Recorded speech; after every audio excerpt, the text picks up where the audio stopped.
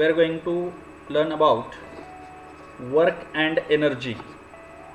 So in this chapter we'll discuss about the few important concept of physics, that is what is meant by work, energy, what is a mechanical energy, law of conservation of energy and free fall. या काही concept आहेत, याच्याबद्दल आपण या चॅप्टरमध्ये पाहणार आहोत. Okay, now before discussing about all these concept you can observe a picture here. Okay, see this one, this picture, it is a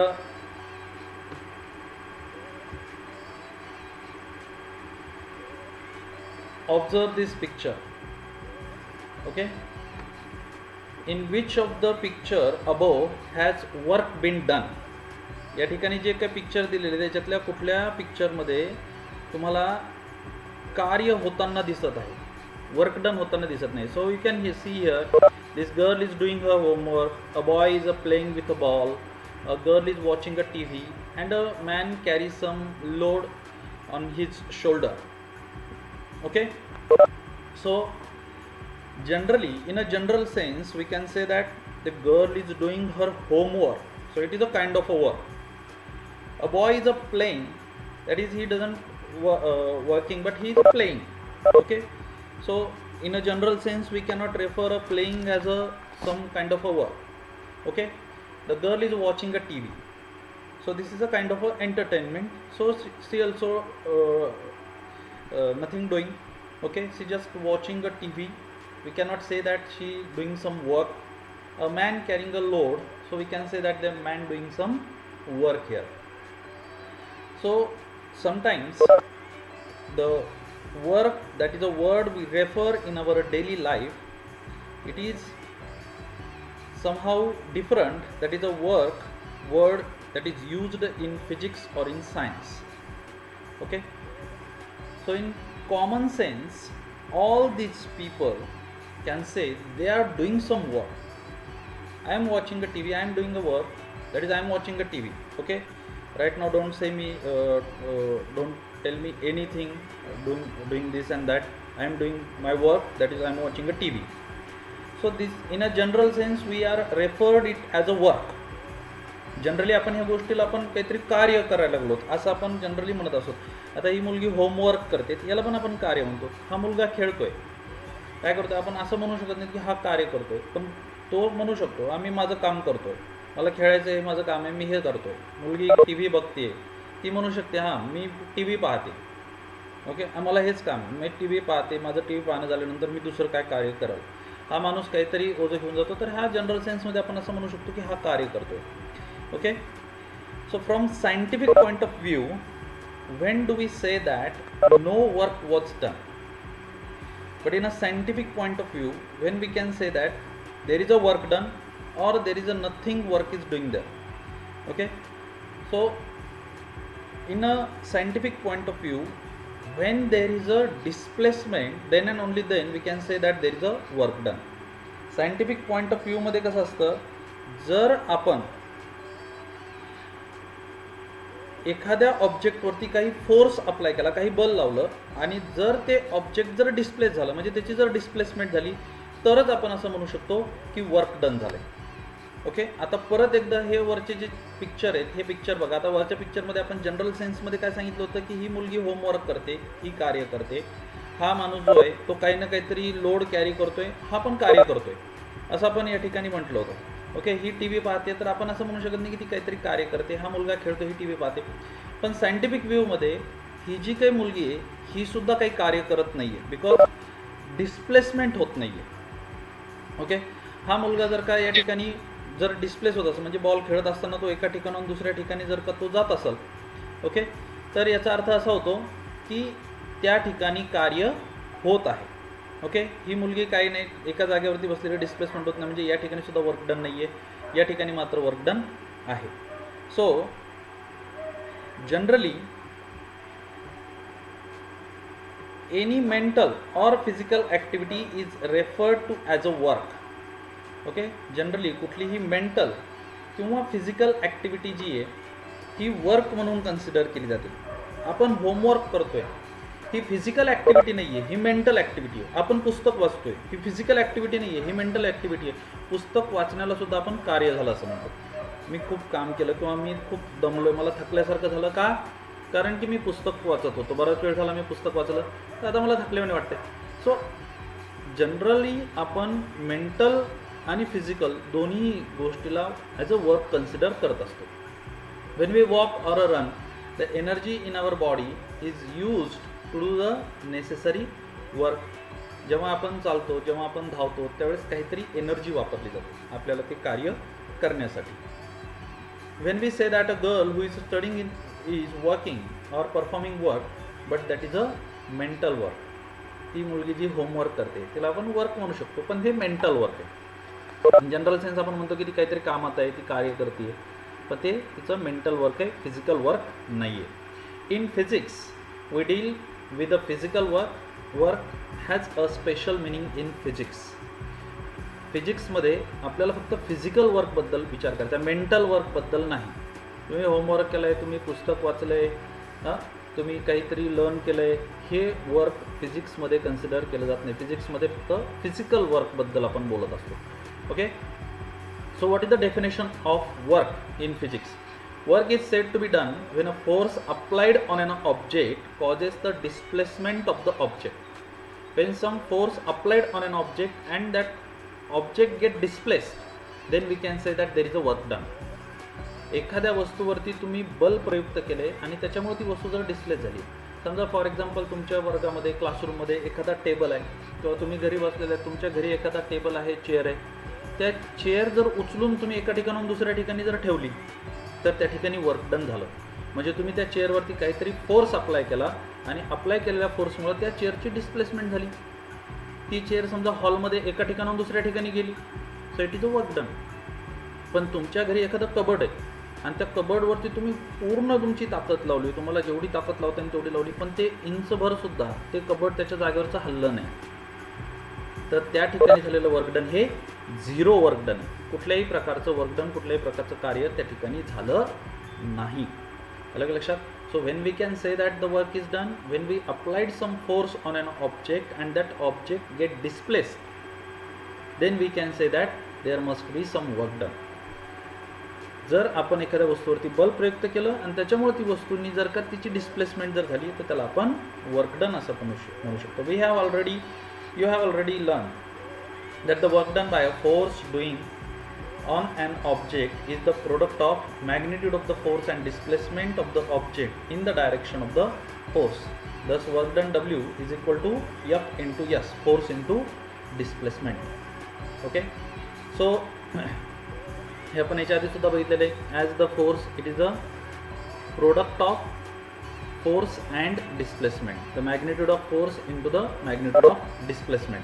किती बल प्रयुक्त केलं इंटू किती डिस्प्लेसमेंट झाली, ते ऑब्जेक्ट किती डिस्प्लेस झालं, याचं जे प्रोडक्ट आहे हे म्हणजे या ठिकाणी असलेलं काय आहे, वर्क डन आहे. Okay, now can you recall what are the different types of the forces and their examples? कुठल्या कुठल्या प्रकारचे फोर्स आहेत आणि त्याचे काही एक्झाम्पल तुम्हाला सांगता येतील का?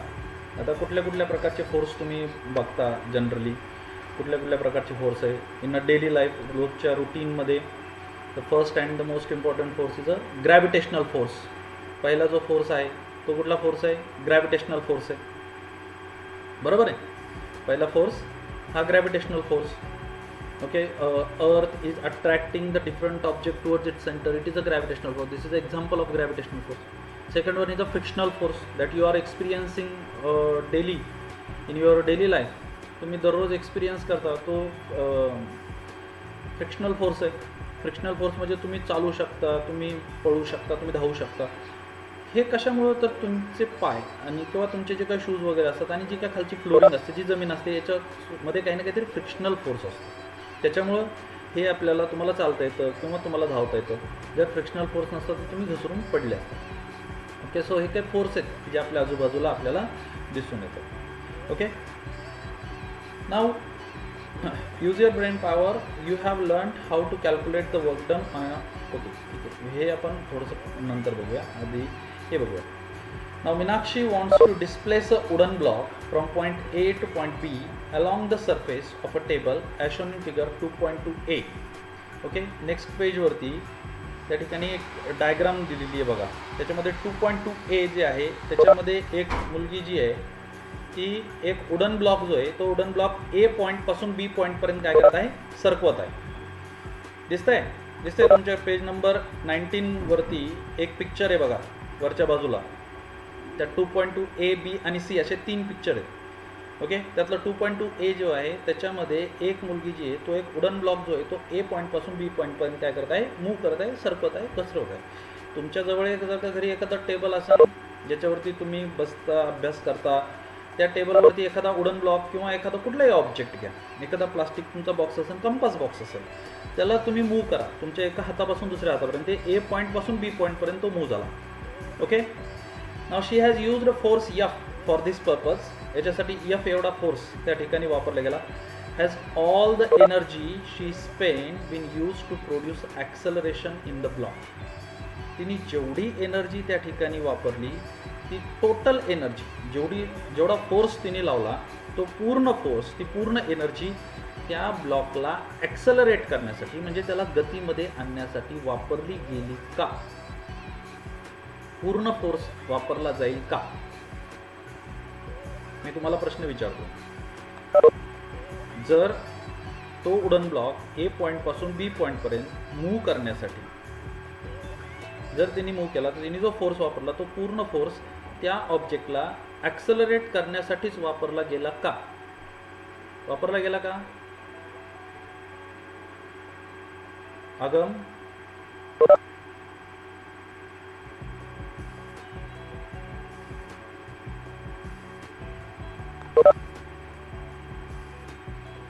तुम्हाला काय वाटतं, वापरला गेला हो किंवा नाही सांगा. मी त्याचं उत्तर सांगतोय तुम्हाला परत काय होतं ते. पण पूर्ण फोर्स वापरला गेला का? प्रणव,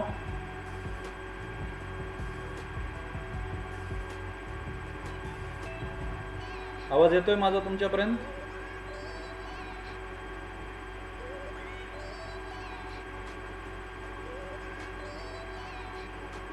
एखाद्या ब्लॉकवरती जर का एफ एवढा फोर्स, त्या पिक्चरमध्ये जे दाखवलेलं आहे त्याने एफ एवढा फोर्स जर का ॲक्ट केला तर तो जो फोर्स आहे तो पूर्ण फोर्स हा ते ऑब्जेक्ट ॲक्सेलरेट करण्यासाठी वापरला गेला का? सो आन्सर आहे नाही, पूर्ण फोर्स त्याच्यासाठी वापरला गेला नाही.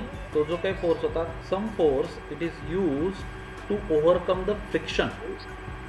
ओके, काही फोर्स जो आहे तो काही फोर्स ते जे फ्रिक्शन आहे ते फ्रिक्शन ओव्हरकम करण्यासाठी वापरला गेला. म्हणजे जे फ्रिक्शनल फोर्स आहे, ग्रॅव्हिटेशनल फोर्स, तो ग्रॅव्हिटेशनल फोर्स ओव्हरकम करण्यासाठी म्हणजे ग्रॅव्हिटेशनल फोर्सच्या अगेन्स्ट काम करण्यासाठी काही फोर्स किंवा काही एनर्जी जी आहे ती त्या ठिकाणी स्पेंड झाली, खर्च झाली.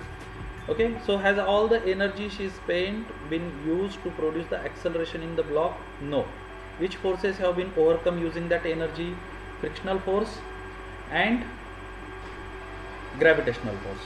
Okay, now this is the simple movement or a displacement that caused when you apply some force F on an object. You applied just some force F on an object and that object get displaced in the direction of applied force.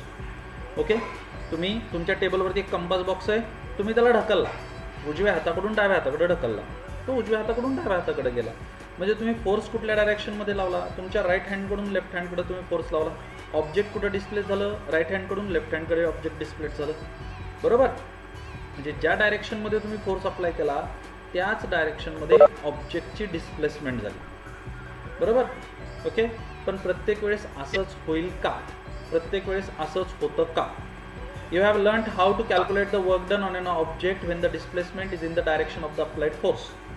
आता आपण जे काही object बघितलं त्या ऑब्जेक्टवरती जो force act झालेला आहे त्याच्यामुळे ज्या डायरेक्शनमध्ये फोर्स ॲक्ट झाला त्याच डायरेक्शनमध्ये ऑब्जेक्ट मूव्ह झालं. बरोबर. हे कॅल्क्युलेट कसं करायचं? किती वर्क डन झालं? Work done W = F × S. समजा तुम्ही त्या ठिकाणी 2 न्यूटन एवढा फोर्स लावला आणि ऑब्जेक्टची डिस्प्लेसमेंट समजा 10 मीटर एवढी झालेली आहे. 2 × 10 दॅट इज 20 जूल एवढं वर्क डन त्या ठिकाणी झालं. हे कॅल्क्युलेट करतात. But if the displacement is not in the direction of the applied force, how do we calculate the amount of work done? पण जर डिस्प्लेसमेंट जी आहे जर ही displacement it is not in the direction of applied force, ती जर direction of applied फोर्समध्ये जर displacement नसेल तर वर्क डन कशा पद्धतीने कॅल्क्युलेट करायचं. Now see this picture B and C. Okay, ह्या प्रकारच्या गोष्टी तुम्ही जनरली पाहिलेल्या असतील. सो बी पिक्चर एकदम सिम्पल आहे. एक लहान मुलगी आणि हे एक टॉय कार आहे. या ठिकाणी एक खेळणे, त्या खेळण्याला ती एका स्ट्रिंगने दोरीने काय करत आहे, खेचून घेत आहे, ओढून नेत आहे.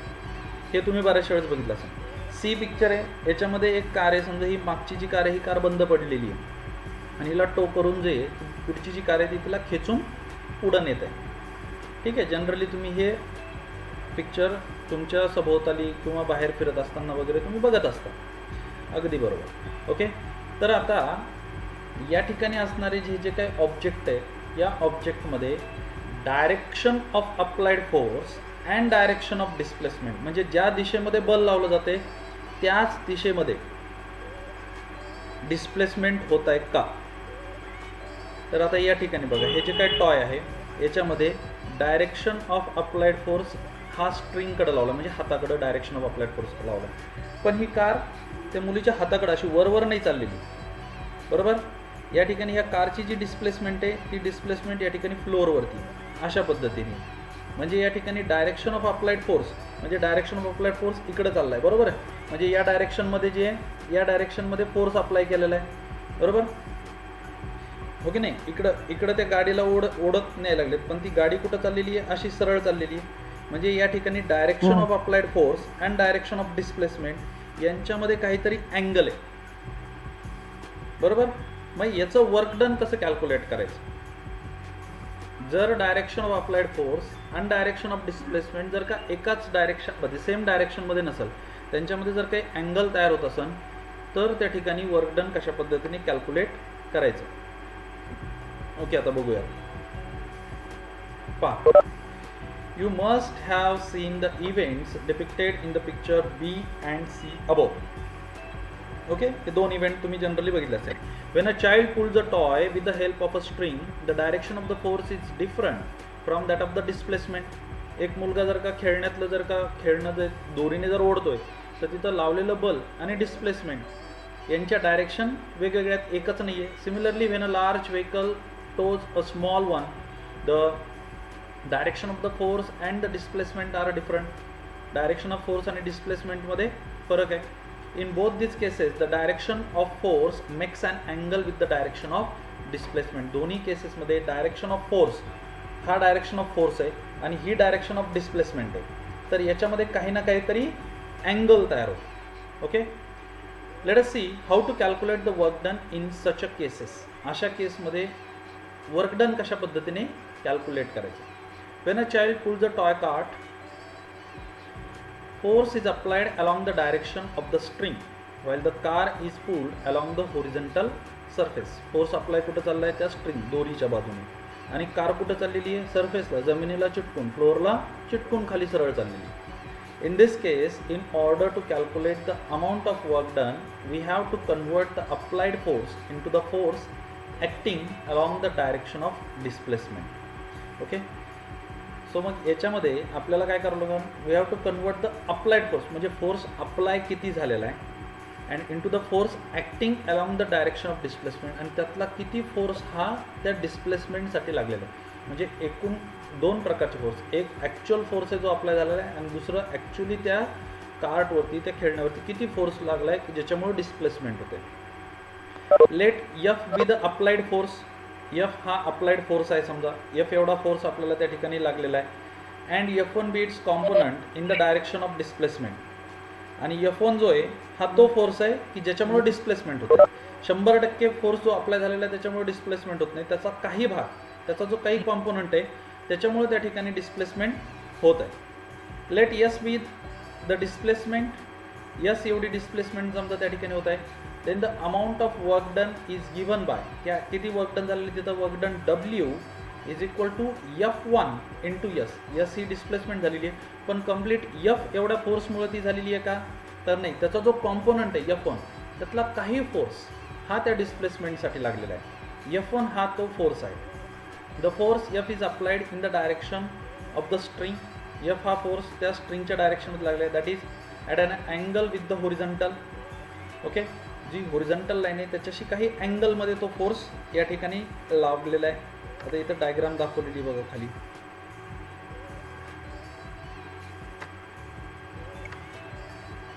ओके, दिसतंय याच्यामध्ये जो अप्लाय झालेला जो फोर्स आहे हा बघा, हा त्या स्ट्रिंगला, हे समजा टॉय कार्ट आहे, हे जे दिसतंय हे टॉय कार्ट आहे. ओके, हा फोर्स आहे, एफ हा फोर्स आहे, हा या डायरेक्शनमध्ये आहे. Okay, and the actual force it is use to displace this car, it is a F1, that is component, it is acting horizontal.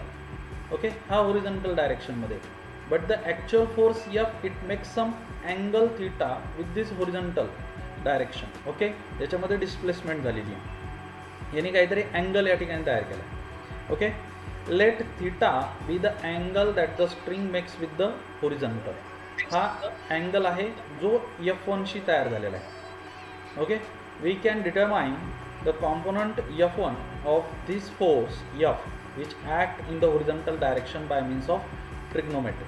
तर ट्रिग्नोमेट्रीचा वापर करून आपण नेमकं किती F1 फोर्स म्हणजे किती आहे हे आपण या ठिकाणी कॅल्क्युलेट करू शकतो. ओके, आता ट्रिग्नोमेट्रीचा पार्ट हा तुमचा मॅथमॅटिक्समध्ये येईल. ज्यावेळेस तो मॅथमॅटिक्समध्ये तुम्हाला पार्ट येईल त्यावेळेस तुमच्या ते लक्षात येईल कशा पद्धतीने ते. इथं आपल्याला त्याचं एकच फॉर्म्युल्याद्वारे आपण ते बघणार आहे की ट्रिग्नोमेट्रीमध्ये कॉस थीटा हा जो काही अँगल आहे हा cos theta is equal to base divided by hypotenuse. Okay, हा बेस काय या ठिकाणी F1 हा बेस आहे आणि या ठिकाणी हायपोटेनस याचा काय आहे, F हा त्याचा हायपोटेनस आहे हा. Okay, so cos theta is equal to base divided by hypotenuse. So therefore cos theta is equal to F1 हा बेस आहे की जो होरिझॉन्टल डायरेक्शनमध्ये फोर्स लागलेला आहे आणि F हा टोटल फोर्स आहे. So therefore F1 is equal to F into cos theta. हे डिवायडेशनमधलं जे F आहे हे या बाजूला जर गेलं ते मल्टिप्लिकेशनमध्ये येईल. So F1 is equal to F into cos theta. Thus the work done by F1 ने केलेलं वर्क डन काय, work done W is equal to F1ची व्हॅल्यू काय आहे, total force F into cos theta, म्हणजे त्यामध्ये किती अँगल आलेला आहे ॲक्च्युअल अप्लाइड फोर्समध्ये आणि त्या ठिकाणी टोटल फोर्समध्ये. So F cos theta into yes, therefore work done W is equal to F into S into cos theta. Okay, so enter your calculation about the work done for the specific values for theta in the following table. Okay, आता या टेबलमध्ये त्या value ठेवायच्यात आणि हे बघायचं. म्हणजे एक गोष्ट या ठिकाणी तुम्ही समजून घ्या, जर तुम्ही F इतका फोर्स लावला, जे आपण पहिलं उदाहरण बघितलं होतं 2.2a मध्ये जे बघितलं होतं, जर F इतका फोर्स लावला आणि ज्या डायरेक्शनमध्ये फोर्स लावला आहे त्या डायरेक्शनमध्ये जर का डिस्प्लेसमेंट जर झाली तर त्या ठिकाणी झालेलं जे वर्क डन आहे W is equal to F into S, म्हणजे किती फोर्स अप्लाय केला आहे 1 न्यूटन 2 न्यूटन 3 न्यूटन इंटू किती डिस्प्लेसमेंट झाली आहे 1 मीटर 2 मीटर 10 मीटर 30 मीटर जी डिस्प्लेसमेंट झाली याचं मल्टिप्लिकेशन, याचा प्रोडक्ट म्हणजे त्या ठिकाणी झालेलं कार्य. पण जर या ठिकाणी applied force and the direction of displacement जे याच्यामध्ये जर का काही अँगल तयार होत असेल तर या ठिकाणी F into yes into cos theta, म्हणजे त्या ठिकाणी कॉस आणि तो अँगल, ह्या कॉस थीटाची व्हॅल्यूसुद्धा त्या ठिकाणी इम्पॉर्टंट आहे. ती व्हॅल्यू त्या ठिकाणी घ्यावी लागेल. नुसतं F इंटू यस करून आपल्याला वर्क डन मिळणार नाही, तर त्यांच्यामध्ये जो अँगल तयार झालेला आहे डायरेक्शन ऑफ अप्लाइड फोर्स आणि डायरेक्शन ऑफ डिस्प्लेसमेंट याच्यामध्ये जो अँगल तयार झालेला आहे तो अँगलसुद्धा महत्त्वाचा आहे आणि त्याची कॉस थीटाची व्हॅल्यू काय आहे तिथं ती आपल्याला फाइंड आउट करावं लागेल. आता इथं काही उदाहरणं दाखवलेली आहे. आता हे कसं आहे, उदाहरणावरून तुमच्या लक्षात येईल. हे बघा, जर अँगल जर का 0 असेल म्हणजे ज्या डायरेक्शनमध्ये फोर्स अप्लाय झाला आहे त्याच डायरेक्शनमध्ये जर डिस्प्लेसमेंट झाली आहे तर डायरेक्शन ऑफ अप्लाइड फोर्स आणि डायरेक्शन ऑफ डिस्प्लेसमेंट याच्यामधला अँगल 0 आहे. कॉस थीटा किती इथं 0, अँगल 0 आहे. कॉस 0ची व्हॅल्यू 1 आहे. याच्या व्हॅल्यू असतात कॉस, कॉट, टॅन, हे तुम्हाला कळलं, सेक, कोसेक जे आहे त्याच्या व्हॅल्यू असतात. ते ट्रिग्नोमॅट्रीचा भाग आहे. इथं एवढं लक्षात घ्या, कॉस 0 अँगल किती आहे 0, कॉस 0ची व्हॅल्यू 1 आहे. So therefore work done W is equal to F into S. Okay, म्हणजे या ठिकाणी होणारं जे वर्क डन आहे हे work done F into S एवढं आहे आणि जे वर्क डन कसं आहे पॉझिटिव्ह वर्क डन. कन्क्लुजन काय येतं आपलं, हे वर्क डन हे पॉझिटिव्ह वर्क डन, म्हणजे ज्या डायरेक्शनमध्ये फोर्स अप्लाय केलेला आहे त्याच डायरेक्शनमध्ये डिस्प्लेसमेंट झालेली आहे. झालेलं वर्क डन हे पॉझिटिव्ह वर्क डन आहे. जर डायरेक्शन ऑफ अप्लाइड फोर्स आणि डायरेक्शन ऑफ डिस्प्लेसमेंट याच्यामध्ये जर का 90 डिग्रीचा जर अँगल असेल, डायरेक्शन ऑफ अप्लाइड फोर्स, समजा या ठिकाणी ही डायरेक्शन ऑफ अप्लाइड फोर्स आहे आणि ही डायरेक्शन ऑफ डिस्प्लेसमेंट आहे, याच्यामध्ये जर 90 डिग्रीचा अँगल असेल तर कॉस 90 ची जी व्हॅल्यू आहे ती 0 आहे. म्हणजे work done W is equal to F into S into 0, म्हणजे जे काय आन्सर येईल त्याचा आन्सर काय येईल 0 येईल. म्हणजे if direction of applied force and direction of displacement are perpendicular to each other, जर ते एकमेकांना परपेंडिक्युलर असतील then the work done is 0 work done. त्या ठिकाणी झालेलं वर्क डन जे आहे ते 0 work done. Okay. Now direction of applied force and direction of displacement are just opposite to each other, दोन्ही एकमेकाला एकदम विरुद्ध आहे. म्हणजे त्यांच्यामध्ये असलेला अँगल 180, तर कॉस 180 ची व्हॅल्यू आहे -1, म्हणजे work done W is equal to F into S into -1, म्हणजे -f इंटू एस, म्हणजे झालेलं वर्क डन हे निगेटिव्ह वर्क. ओके. तर हे परत एकदा व्यवस्थित तुम्ही समजून घ्या. जर याच्यातलं नाही कळालं तर आपण उद्याच्या तासामध्ये परत एकदा याच्याबद्दल बोलू. ठीक आहे.